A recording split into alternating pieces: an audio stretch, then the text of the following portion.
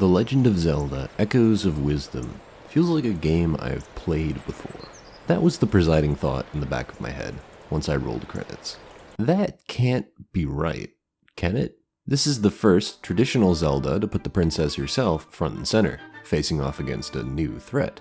It's an entry where you copy enemies and objects to eradicate the hard boundaries of the 2D titles.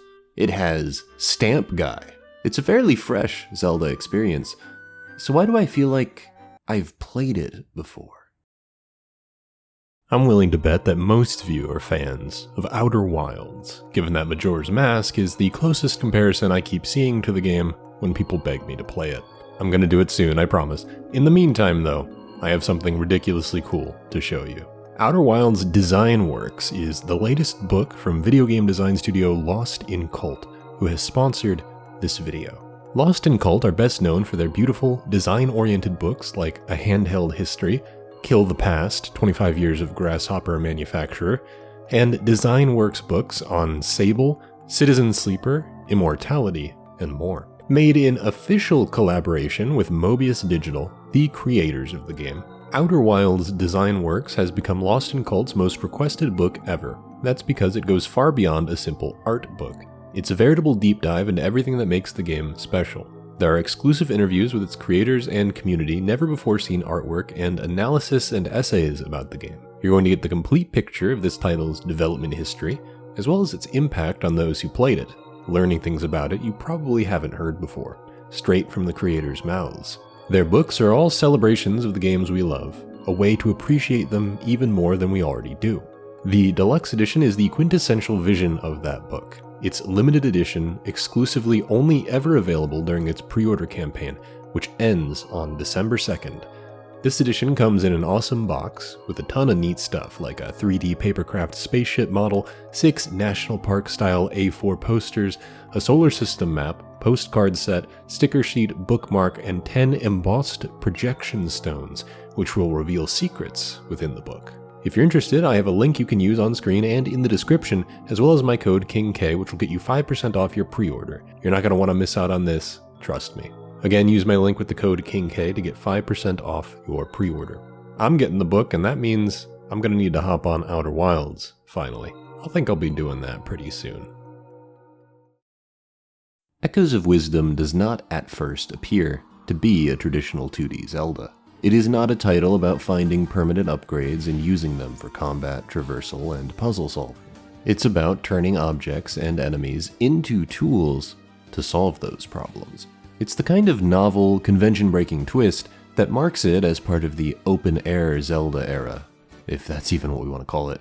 Walking into a cave, soaking in that classic Zelda feel, I often expected to find a piece of heart or other such upgrades. Pieces of heart do still exist, and you do sometimes find them, but they're dwarfed by the sheer amount of enemies and objects you can echo, which are much more fun to discover. Whenever I ran into a new enemy, I got a little twitch of excitement as I realized that I'd be able to add it to my repertoire. Suddenly, I was paying a lot more attention to the ones that I fought, and it stood to reason that the harder the challenge, the more powerful the reward. Zolls aren't very hard to deal with, and as such, I didn't use them very much in combat. Dark Nuts are harder to kill and comparatively rare, so I ended up using them in a lot of encounters. The acquisition of a powerful enemy gave me the same kind of satisfaction a sword upgrade would in A Link to the Past, and that applied to all sorts of echoes. Beds began as my way to cross distances or increase my jump height. They were pretty limited, and manually placing them was slow enough to feel annoying. I found 2 different echoes that registered to me as upgrades to the bed. Water blocks gave me much more height, while the floating tiles gave me much more distance. Once I had these echoes, I tucked the bed away and rarely ever summoned it again. You'll notice that these 2 upgrade echoes are acquired in story-relevant dungeons or rifts. I would liken their function to an item like the Hookshot or Rock's Cape. In that way, Echoes of Wisdom is much more closely mimicking the progression of a classic Zelda, while softening the strict requirements those roadblocks used to have. The Hookshot and Rock's Cape used to be the only items you could use to cross a gap.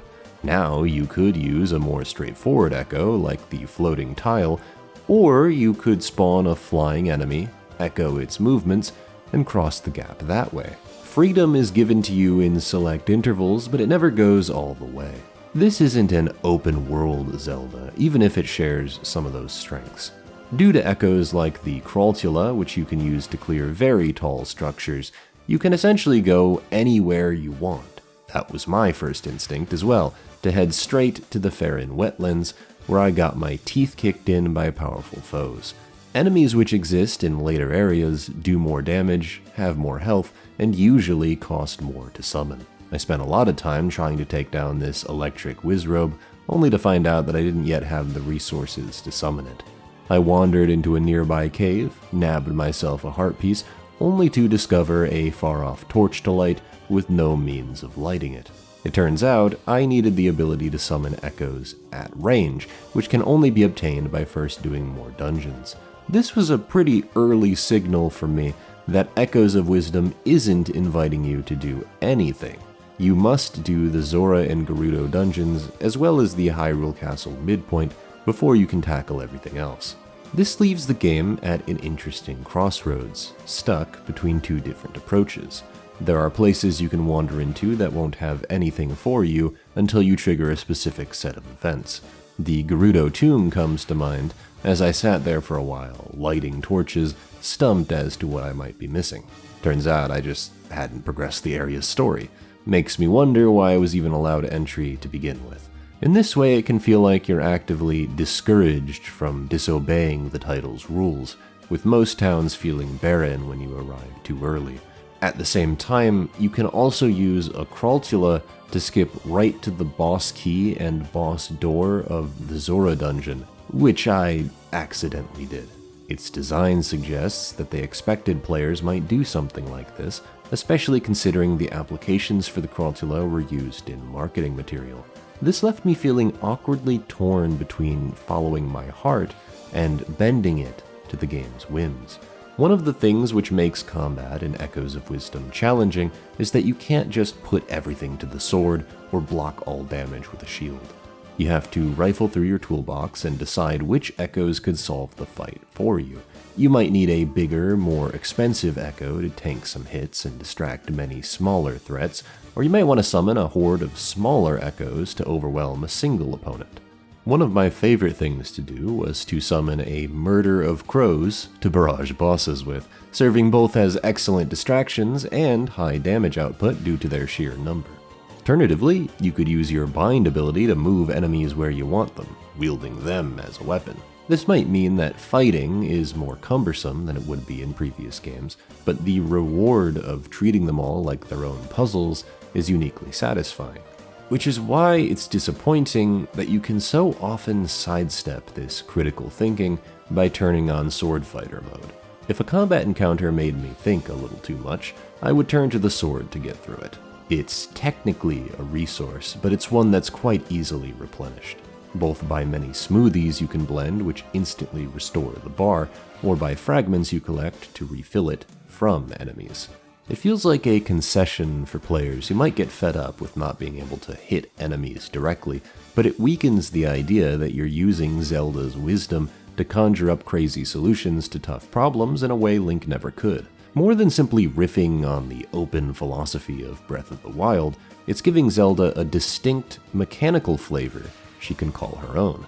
I have a hard time believing in the magic of her newfound autonomy when Link is always a button press away, letting me instantly dispatch foes in the most uncreative way imaginable.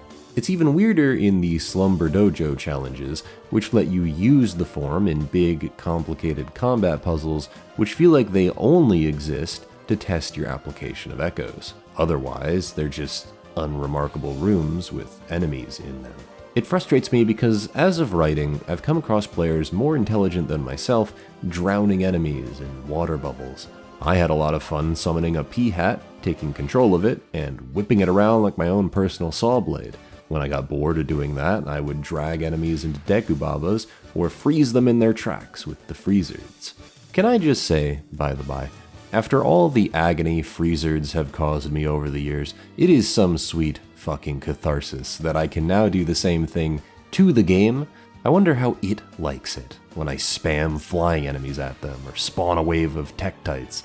It is possible to get through most of the game without the form, but it also means that you'll be relying on much lower damage output for bosses who have a lot of health and are clearly expecting you to lean on the form to punish their vulnerability states. Since the form has also wedged itself into one of your reward structures for closing rifts, and thus for exploration itself, it also feels like ignoring the form makes seeking out rifts a lot less extrinsically rewarding. For better or worse, it doesn't feel complete without the form. Echoes of Wisdom lacks confidence in its central mechanic. In small moments, I felt like my abilities were being tested in combat. Chasing down Smog from the Oracle games was a case where I could not rely on Sword Fighter form, with the central idea being guiding his parts back together by creating bridges for them to fuse. You can't just bind and move Smog's parts, nor can you slash at them with your sword. You actually have to build bridges for him while his parts are moving, which is much easier said than done. I spent a while on these, and they were probably the most mind-bending combat encounters I had. And the sad part is, I didn't really end up with any greater sense of satisfaction than I had using the Cane of Samaria in Oracle of Ages. This is the crux of my disconnect with Echoes of Wisdom. That its main mechanic is nothing more than an optional flavor for you to try out in what is, otherwise, a very familiar, classically built 2D Zelda. I found myself brushing up against many of the same puzzles I had seen in the past, like lighting torches or burning spiderwebs, except this time I'd use a fire enemy in place of magic powder. It's hard for me to recall a lot of specific challenges, as almost none of them made a big impression. Much of the time, you're presented with a problem that goes something like this. You need to cross a gap or scale a wall. So what do you use? There are only so many times I can be asked that question before it grows stale. Yeah, it was cute the first time I used the floating tile to bypass large swaths of space, but that novelty wore off quickly. The problems which go a little deeper are also gimmicky, like the switches you need to activate at the same time.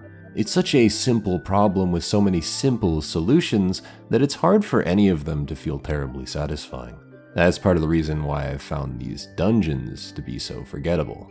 When I first entered the Jabul Ruins, I skipped almost all of it, and had to come back to see what the rest had to offer. It's really the only dungeon that explicitly follows the Breath of the Wild design of activate these terminals in any order. It's just unique in that you don't actually need to activate any of them if you grab the boss key. Because of that, it's hard not to view the dungeon's central thrust as being a failure. It is not difficult to bypass all of its challenges, and as such I did not feel clever for skipping them like I often would in the newer 3D games. I didn't even initially intend to bypass its challenges, it just sorta happened that way. Those individual challenges are quick and simple, mostly revolving around underwater 2D sections, or hitting some switches by making paths with your water blocks. I was in and out in a couple minutes. Unfortunately, I think giving players access to water blocks right before the dungeon rendered many of its challenges moot. It's like receiving your dungeon items before entering. The problems in there were solved for me before I even had to think about them. You compare this to the Wing Dungeon in Oracle of Ages, and it's no contest. The second dungeon of that game is pretty big, and one of the first things it does is asks you to travel pretty deep into it for a key, and then backtrack to the beginning to use it. You can't always look to the map to figure out where to go, since many of its doorways need to be opened via minecart, which often exist in other rooms. Most of this dungeon's navigational tension comes in your inability to jump, so that when you acquire the Rock's Feather, the whole thing opens up in an immensely satisfying way. Imagine if you'd tackled this one with the Rock's Feather already in hand. It just wouldn't work the same way. Unfortunately, I think almost every dungeon has a better equivalent in another game. Elden Temple didn't fare much better. At this point in time, I had not realized you could hold onto flying enemies and use them to glide. Considering that's essentially a core mechanic of the dungeon, trying to interact with these wind vents was a unique challenge. I would try to summon and bind myself to their movements, hoping they'd fly me where I needed to go, while crossing smaller gaps with my floating tiles if they could reach. Still, it doesn't really change the fact that if you do know about this, you're essentially running through some rooms where you glide around on birds, or skip most of it with a floating tile as I did. These dungeons use a lot of 2D sections. This is the most a 2D Zelda has ever had. One of them made me feel like an idiot. Again, there's a chest beyond some hot air vents which hurt to touch. My first instinct was to block them off with boxes or rocks, which took a lot of troubleshooting, but I eventually got it. Then I watched a video and realized, oh yeah, you can just grab chests with bind and move them. It's uniquely difficult to talk about my feelings on the game's design because of stuff like this, since the way I solved all of these puzzles is very personal to me and how I approach problems. It could be that a section I found frustrating or boring had a cool solution in there somewhere that I never thought to try. I can say, though, that eventually overcoming these problems didn't fill me with those addicting pangs of joy that I've come to love in almost all Zelda titles. The end of this very temple is a good showcase of that, since once you defeat Dark Link and get the bombs, the rest of the dungeon falls apart as it focuses a lot on you waiting around for bombs to explode and blow up rocks. This is an extremely linear dungeon, so it's very reliant on the room-to-room challenges being interesting, and it says a lot that I had to refresh my memory on what it even looked like once I was done with it. The only part of it I distinctly remember is fighting Volvagia at the end. And I think I'm starting to realize why it feels like I've played this game before. I do like how each dungeon feels slightly distinct. The Gerudo Sanctum is the kind of dungeon that's theoretically more my speed. Here you have to crisscross in and out of the building itself, hunting for specific echoes to place on some pedestals. It was the first time I could say I got lost in one of these, trying to decipher riddles. It's always a good sign for me when I walk outside and see 4 different directions to go, since that means I need to stress test my navigational skills to see everything. Yet, the individual puzzles are nothing special, seeing you blow away sand, pull timed levers, and wrestle with some armadillos. I do like how it teaches you to use moles to dig holes into buildings from above, a trick you can use throughout the overworld for tons of little goodies. And then it caps off with you fighting a mole, in one of the more creative fights in the series. It's a disappointingly short dungeon, unfortunately dwarfed by the design of the Farron Temple. This one has even more entrances and exits, leading to what I can only describe as a free-flowing dungeon. Your goal is to track down a Deku Baba to retrieve the boss key, as he darts around to different sections. There are a bunch of different ways you can tackle all of its challenges, but those challenges, as I mentioned before, consisted of hitting 2 switches, or lighting torches, or burning webs. Again, these dungeons also aren't very large or particularly complicated, at least compared to labyrinthine jaunts of the past, which makes rising past the initially confusing navigation a lot less rewarding. I mean, if you want a dungeon focused on multiple objectives that always seems to trip me up, look no further than Eagle's Tower from Link's Awakening, where you have to smash this ball against 4 pillars. Sounds like an easy task, but the way the dungeon's laid out, it is very easy to lose the path, since so many rooms have different entrances and exits, and you need to find the ones that also let you take the ball with you. There are very few puzzles sitting in rooms on their own. The whole dungeon is a scavenger hunt. The Lanayru Temple is the only one that immediately stuck with me once I was finished. The Lanayru Temple is the only one that immediately stuck with me once I was finished, and felt like something I had never seen before. The central gimmick of heating up and chilling down rooms with air units you need to power by binding them down hallways was uniquely compelling. Each new room had a clever twist on that idea, be it switching the power source from hot to cold, or requiring you heat and refreeze a room, or tasking you with climbing up a wall full of enemies while protecting your bound power source and trying to prevent it from being frozen. It's such a strong and striking central gimmick, capped off with a fight against a boss who switches between the elements, forcing you to use both fire and ice echoes interchangeably. It also made me think about the fact that this dungeon was a lot easier since I already had a lot of fire echoes to deal with its many challenges. Elden Temple probably would have been the same if I'd have come to the Hebra Mountains first and taken some ice echoes with me. It registers as vaguely Mega Man-esque, weird as that might sound. A large part of my enjoyment of this dungeon was in using the bind ability in creative ways. I love how you have to figure out ways to use elevation to your advantage to move objects where you need them to go. Only trouble is, the depth of bind as a mechanic only really feels like a little more than your typical dungeon item. When I think about how much mileage the Oracle games were able to get out of their dungeon items, like the magnet or switch hooks, I can't help but feel like these new ones come up short. Those items are, in some ways, the cornerstones of classic Zelda dungeon identities, especially of the often aesthetically limited 2D variety. Their absence made them feel very empty. Breath of the Wild and Tears of the Kingdom were not built like classic Zelda. In order to facilitate the sweeping changes made to their fundamental design, a lot of things had to change. It made sense to me that things were going to be different now. There are different strengths to pursue that classic Zelda was never able to provide me with, even if we had to leave behind a lot of the constraints which gave those titles their charm. There was an even trade there. Echoes of Wisdom is built almost exactly like Zeldas of the past. In some cases, it has some links to the past, we'll say. A deliberate effort was made to echo that map, down to the letter in some instances. It was an uncanny feeling while I was out exploring what seemed to be a new version of Hyrule, only to be slapped in the face with something I've seen twice already. You know something that A Link to the Past had that this one doesn't? A dark world. Despite Echo's map actually pushing beyond the confines of A Link to the Past geographically, the absence of something like a dark world makes it feel so much smaller by comparison. It's kind of cool to be able to walk past the limits of A Link to the Past, meeting Gerudo, Gorons, and Deku Scrubs. The Deku Scrubs might be their cutest incarnation. I love these little dudes. It's simply unfortunate that they feel like pockets of fresh distractions in a sea of nostalgic echoes. I'm not so dramatic as to call this exactly the same as A Link to the Past. It isn't. But I guess that's also part of the problem. It constantly made me think about that legend. I have my problems with A Link to the Past, but I think what it does well, it does really well. Its dungeons are big, usually complicated, and almost always challenging.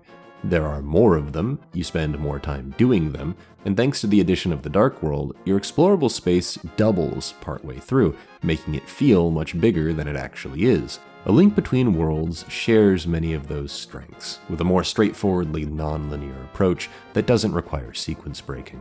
It might be easier than its counterpart, but I also tend to have more fun with the freedom it provides through the rental system. As an echo of A Link to the Past itself, it has a much more interesting spin on its world and story. Lorule is a great way to twist the concept of the Dark World and give it even more charm, while maintaining the expansive effect the introduction of another world had on A Link to the Past. Echoes of Wisdom does introduce a new villain, who brings with it a lot of fun set pieces. Rifts are an unsettling mechanic. They're entrances into the still world, where the geography has been torn asunder, gravity turned on its head, and motion paused. They remind me of the Distortion world from Pokemon Platinum, as you journey around to find your companion Tri's friends. Unfortunately, though, their presence doesn't even register as an otherworld mechanic, like time travel, season switching, the Twilight Realm, or whatever other comparison you wish to make. You go into them to solve incredibly simple and quick puzzles, and to do the dungeons which have not meaningfully changed by being in the still world. These rifts are a result of Null, the darkness that existed before the universe was created, who is attempting to pound its way out of the earth, while the gods struggle to keep it confined. That's a pretty metal new threat to go up against, and I think it was the right call to give Zelda her own nemesis to destroy. Null is a force of nature, so I wouldn't exactly describe it as a compelling villain, so much as another world-devouring threat to pacify. It's kind of creepy how it can spit out replicas of people, indistinguishable from their actual selves. It's a power that mirrors Zelda's own ability to create echoes, and it's fitting that it uses beings like Link, Ganon, or even Zelda herself to fight against you. Where you use your echoes to mend rifts all throughout the land, Null uses echoes to create them. It uses the fake Gerudo priestess to discourage trust in their captain of the guard. It lures the Deku Scrubs into a false sense of security with appetizing cotton candy webs, and it frames Zelda using the king. You travel the land to heal, mending the feud between the Zora clans, giving the new Goron leader the courage he needs to succeed their former leader, and hanging out with this poor Yeti dude who lost his family. They were not touching enough for me to remember any of their names, but there's a thematic through line here that's pretty charming, especially as an opposite to Null, who seeks the Triforce to return the world to nothingness. It's functional and cute, but I can't help but feel that its primary purpose was to drop big lore reveals about the goddesses. I don't really care about lore connections in a franchise which has never really cared about its lore, by design. I love it for that reason. Another game it visually echoes, at least as far as the remake is concerned, is Link's Awakening. If there is a timeline, you can slot Link's Awakening in anywhere you want, because it's a completely self-contained legend. It also just so happens to be one of the best Zelda stories we have ever gotten. It's short and painfully sweet, packing a fierce punch no matter how many times I play it. Getting you immersed in this strange new land, only to yank it all away with the swiftness of waking up from a dream, that is what I care about. Echoes of Wisdom lacks that same bite. Really, it's a confluence of so many different decisions. Inherently, reusing the Link's Awakening remake art style isn't a bad idea. I don't really know that it fit that game anyway, so I was glad to see it get a second chance at life. I adore the Oracle games, and they look and sound almost exactly like Link's Awakening. Oracle of Seasons has the same map as Zelda 1. It's in the details where you really feel how distinct they are, though. They know what they're good at and excel. Echoes of Wisdom not only reuses this aesthetic style, it transplants a map that's already been reused, populates it with races, enemies, and bosses from across the franchise, and doesn't really do anything new with them. Searching for its own identity can be tough, but maybe that's the point. That every Zelda is already an echo of another. That every sequel is an echo of another. The Legend of Zelda is a franchise that has existed for almost 40 years. Countless stories have been told through these games. Untold problems have been solved. It has been approached from virtually every angle under the sun. Sequels, by their very nature, are bound to the title it follows up. Then, the next one is bound to both of those, and then the next, and the next. What happens when you have dozens of those sequels? What direction are you obligated to take? What ideas from the past are loving homages, and which ones are crutches to lean on for lack of any better ideas? Echoes of Wisdom is familiar because its mission was to be an echo of Zelda itself, to distill the franchise down to its essential elements, melding them into a single package. There's something to be said about the idea that every Zelda might be a retelling of the same legend, shifting details throughout the years. That's, indeed, how I've always viewed it, rather than through the lens of a timeline, which, in my opinion, barely even matters. In this case, having Echoes of Wisdom be a collection of the franchise's history, plucking a race or concept from virtually every single game, makes it feel like yet another retelling. These are legends, after all, mythical tales of heroism which change for the needs of each generation. For someone not as experienced with the franchise as myself, I'm sure there's a magic to Echoes of Wisdom as a first foray into the franchise.